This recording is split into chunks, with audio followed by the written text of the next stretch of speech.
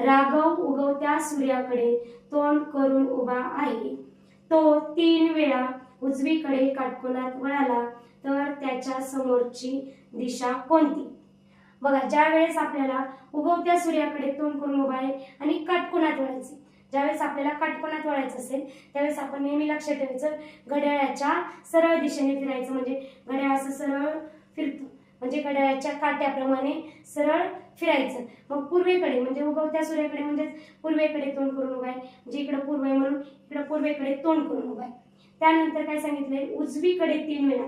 उजवीकडे म्हणलं की घड्याळाच्या सरळ दिशेने यायचं, म्हणजे बघा इथून एक, म्हणजे इथे एक काटकोन तयार झाला. त्यानंतर इथं पण सरळ दिशेनेच यायचं आपल्याला, म्हणजे अशाच पद्धतीने घड्याळाच्या काट्याप्रमाणे इथं दुसरा काटकोन झाला. त्यानंतर वरती आला, इकडं आला, म्हणजे इथं तिसरा काटकोन तयार झाला.